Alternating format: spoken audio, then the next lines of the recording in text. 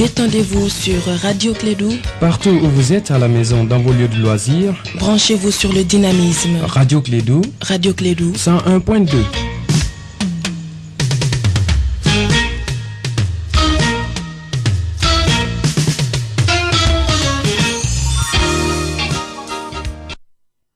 La Sotelma Malitel vous donne l'heure.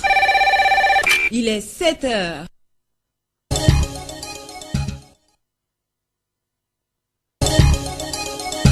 Le sport, les infos, la musique, l'actualité, de tout amusé et servi à chaud pour vous sur Radio Clédou.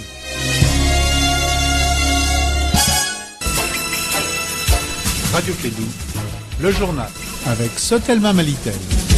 Mesdames et messieurs, fidèles auditeurs, bienvenue à vous tous. Bonjour et bon réveil. Nous sommes jeudi 3 octobre l'an 2019. Il est 7 heures en temps universel.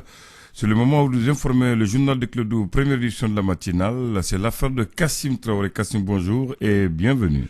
Bonjour Andane, bonjour aux auditeurs de la 101.2. Les titres suite à la double attaque de Boulkessi et Mondoro et enfin au moins 25 morts et 78 disparus. Les épouses, les enfants et proches des Bérets Rouges ont manifesté hier devant les Kampara et à Kati. Le gouvernement décrète un deuil national de 3 jours à compter de ce jeudi. 999 tonnes de céréales, c'est ce que le commissariat à la sécurité alimentaire donne aux populations de Bamako et Kati, plus les personnes démunies. Lutte contre le trafic dans la sous-région, les experts étaient en conclave à Bamako ici. Les travaux prennent fin aujourd'hui, le directeur de l'OCS nous en dira plus à la page invitée, une édition qui vous sera présentée par Abdoulaye Andano au micro, Kassim Traoré.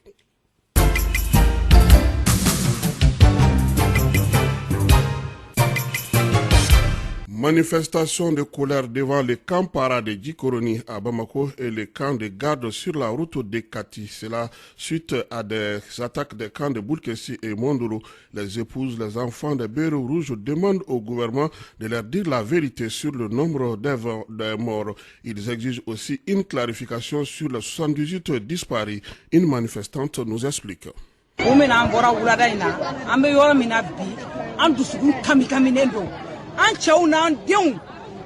C'est à cause de la tristesse que nous sommes sortis. Nous avons appris que les militaires qui sont à Boulkessi ont été attaqués, alors qu'il n'y a que des Bérets Rouges. 25 morts et plus de 60 disparus. On veut des explications de la part de nos autorités. Nous demandons au président de la République de nous donner des explications, car nos maris n'ont jamais eu peur de combattre. Mais chacun dans l'armée doit jouer son rôle. Dans la situation actuelle, les Bérets Rouges devraient être appuyés par l'armée de l'air. Ce n'est pas seulement eux au sol qui peuvent combattre les terroristes. C'est un travail de complémentarité. Si l'armée de l'air n'a pas bougé, c'est difficile pour les Bérets Rouges d'accomplir leur mission. Nous voulons savoir où sont partis nos maris, nos enfants, que l'État nous donne des explications. Nous voulons simplement avoir des informations sur la situation de nos maris et de nos enfants, afin que nous puissions avoir le cœur net.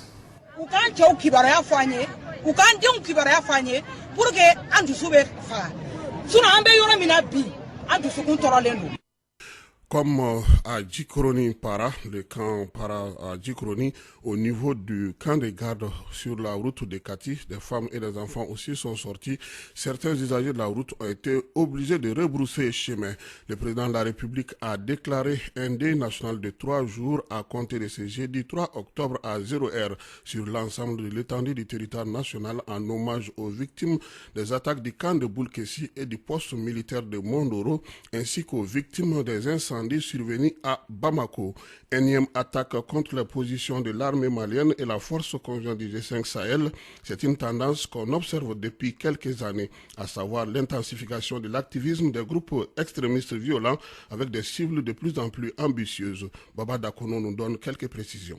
La Katiba Massina est dirigée par Amadoun Koufa. Il y a une brigade au sein de cette Katiba qui est appelée Brigade Fermat, qui opère sous l'égide de Amadoun Koufa, le leader de cette Katiba, qui lui appartient au grand groupe de soutien à l'islam et aux musulmans, créé depuis mars 2017 et qui regroupe non seulement Ansar Din, dirigé par Yada Ghali, mais également la Katiba Massina, Al-Mourabitoun et d'autres groupes extrémistes violents évoluant dans la zone. L'autre groupe qui agit du côté du Burkina et qui sera en connexion aujourd'hui avec la Katiba Massina dans le centre du Mali, c'est Ansarou Islam, longtemps dirigé par Malam Ibrahim Diko, avant d'être repris par son frère cadet Jafar Diko, après que Malam ait été tué par une opération militaire. Mais au-delà de cette question, c'est l'engagement de milliers de personnes aujourd'hui à cette lutte armée et au discours qui est promu aujourd'hui par ces personnes-là. Donc même si on parvenait à éliminer physiquement ces personnes qui sont des figures emblématiques de cette lutte armée, le plus important c'est de faire en sorte que l'engagement des personnes, notamment de certains acteurs locaux dans ces groupes, puisse s'arrêter, parce que c'est véritablement là l'enjeu depuis quelques années.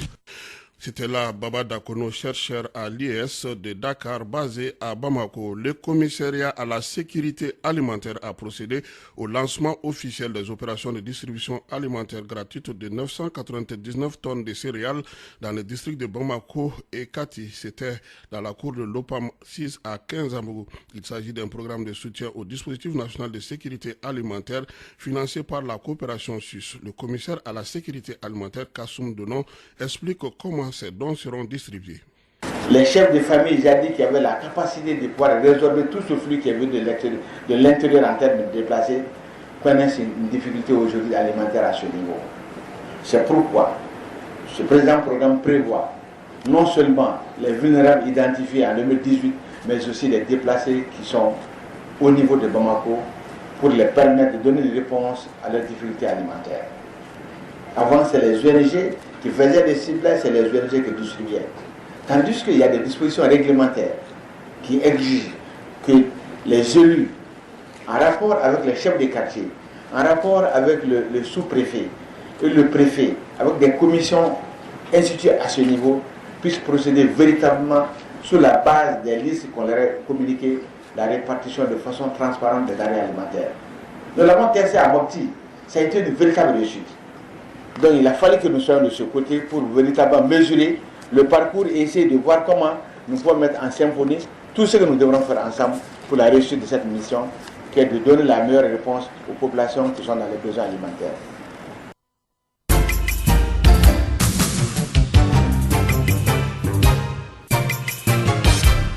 Adhésion de l'Alliance pour la police nationale et la section syndicale de la Société des gardiennage G4S à la centrale démocratique des travailleurs CDTM. La cérémonie d'adhésion a eu lieu hier au siège de la CDTM. Selon Dédé Ossilibé, secrétaire général de la CDTM, ils servent désormais les syndicats et le syndicalisme au service de la nation. Nous l'écoutons au micro de Étienne Niari. Cela témoigne tout simplement la lourde responsabilité que la CDTM a de persévérer et d'œuvrer pour la défense des intérêts moraux et matériels des travailleurs, de l'ensemble des travailleurs et qui sont affiliés à l'organisation et que ça nous interpelle. C'est bien quand on voit le rythme des adhésions et on pense que c'est parce que la CDTM a certes une certaine aura grâce à sa façon de faire, grâce à sa façon de militer, de faire du syndicalisme, mais aussi quelque part il y a des inquiétudes parce que quand les gens ont confiance à vous et qu'ils viennent vous rejoindre, il faut que vous persévérez et comme ils l'ont dit eux-mêmes, l'union fait la force, il faut que nous nous mettons ensemble pour uniquement servir le syndicat et non nous servir du syndicat. À l'instar de tous ceux qui les ont précédés, la CDTM l'a toujours fait et nous nous impliquerons davantage grâce aux propositions nouvelles et aux suggestions nouvelles que ce secteur aussi va nous apporter.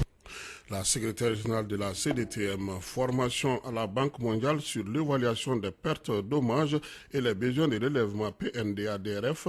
Cette méthodologie a pour but de mieux outiller les acteurs dans le domaine post-catastrophe pour pouvoir évaluer les dommages en pertes en vies humaines et les pertes matérielles. Elle est initiée par la protection civile mondiale. La cérémonie d'ouverture a eu lieu hier dans un hôtel de la place. Nous écoutons le colonel Tchekoura Samake, directeur adjoint de la protection civile, au micro de Bibata Mamoutouré.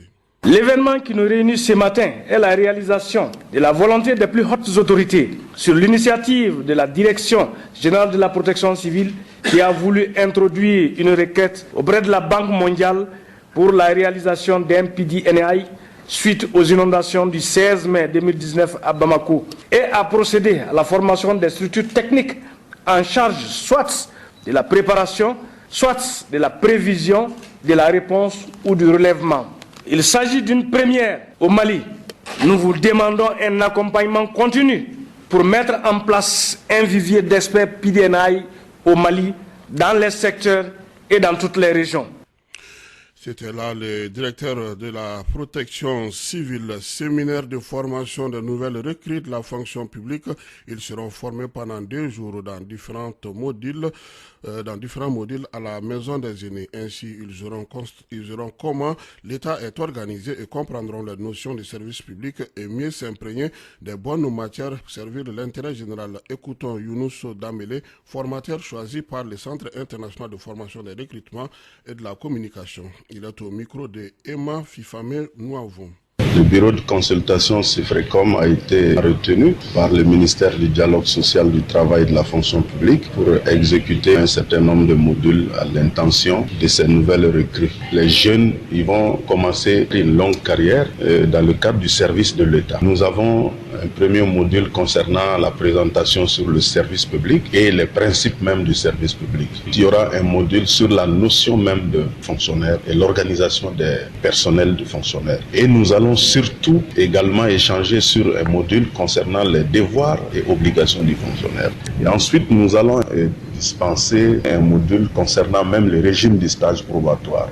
Effectivement, ce n'est pas des fonctionnaires confirmés. Il y a du chemin à parcourir pendant 1 année, donc pour pouvoir être titularisés. Donc, il faudrait qu'ils comprennent déjà qu'est-ce qui les attend au bout de l'année, quelles sont les conditions qu'il faut réunir pour pouvoir être titularisés. Et nous allons, vers la fin, essayer aussi de leur donner la parole, puisque certains d'entre eux ont déjà pris service, les quelques difficultés qu'ils ont déjà rencontrées, échanger sur ça et pouvoir leur prodiguer les conseils qu'il faut.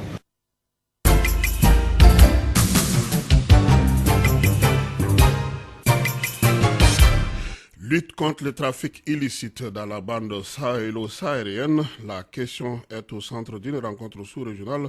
Pendant 3 jours, les experts des services de sécurité venus de la sous-région ont échangé sur les différents modes opératoires des narcotrafiquants pour trouver une solution au problème. Pour en savoir plus, notre invité de ce matin est le colonel magistrat Adama Tunkara, directeur de l'Office central des stupéfiants du Mali. Monsieur le directeur, bonjour. Bonjour. Vous êtes le directeur de l'Office central des stupéfiants. Tout à fait.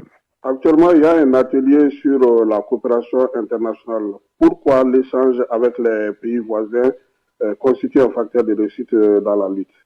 Comme vous savez, chaque fois que nous parlons de trafic de drogue, nous parlons de criminalité transnationale. Ça veut dire que c'est une activité criminelle qui s'étend au-delà d'un pays et qui traverse les frontières. C'est pourquoi nous avons besoin de parler à nos voisins pour mutualiser nos efforts, nos expériences afin de gagner en efficacité. Est-ce qu'on peut dire aujourd'hui qu'à l'état actuel, le texte organisant la lutte permet à l'OCF de réussir cette mission de coopération? Dans le cadre de la coopération, les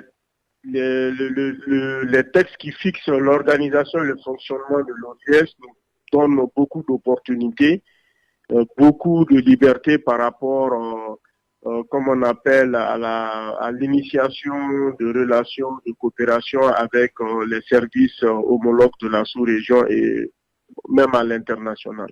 Aujourd'hui, on sait qu'il y a le G5 Sahel. Est-ce que votre rencontre rentre dans le cadre de la matérialisation au niveau de la lutte contre la drogue?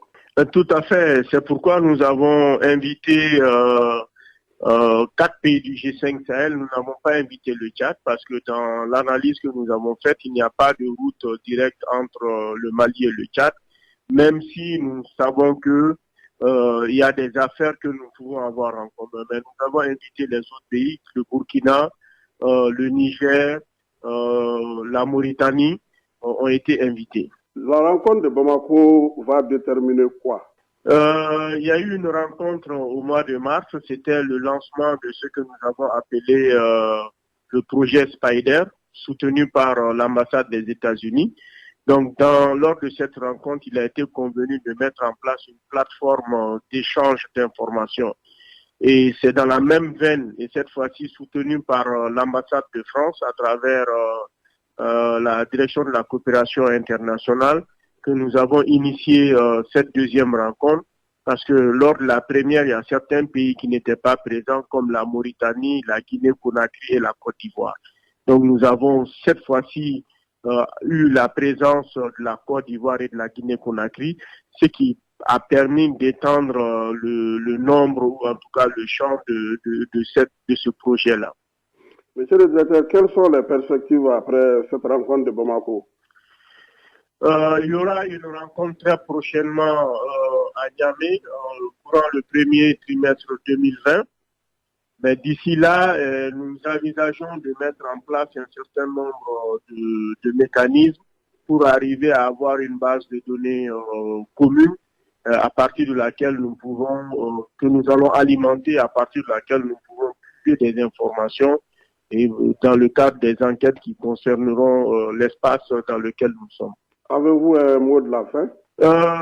Pour moi, aujourd'hui, on ne saurait réussir cette lutte-là sans cette coopération internationale. C'est pourquoi nous pensons que nous devons être soutenus dans cette dynamique-là et surtout que nous avons l'accompagnement des partenaires comme l'ambassade des États-Unis, l'ambassade de France et Cap Sahel et la MINUSMA. Merci beaucoup, monsieur le directeur. Merci.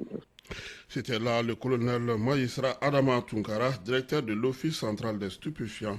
Il parlait par rapport à cette rencontre qui doit prendre fin aujourd'hui et qui réunit les experts des pays de la sous-région par rapport à la lutte contre le trafic illicite dans la bande sahélo-sahélienne. Andan, c'est ce qui met tellement cette première session d'information sur la 101.2. Oui, Kassim, on va prier pour le repos des morts de nos vaillants soldats tombés sur le champ de l'honneur. Et comme je dis, tu es le combattant de l'information, c'est le débat politique et ça sera chaud. Et quel est le thème et les invités?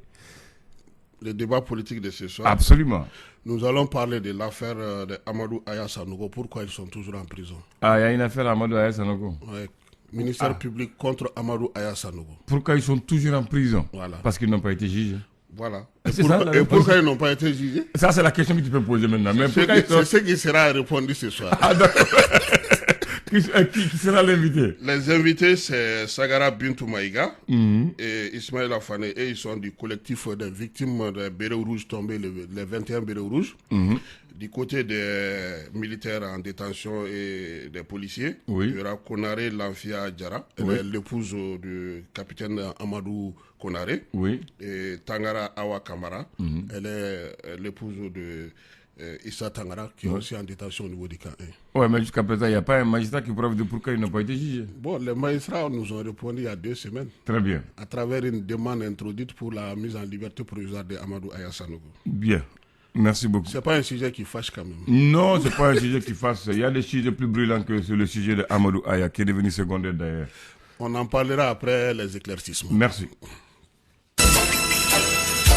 Radio Clédou, le journal avec Sotelma Malitel.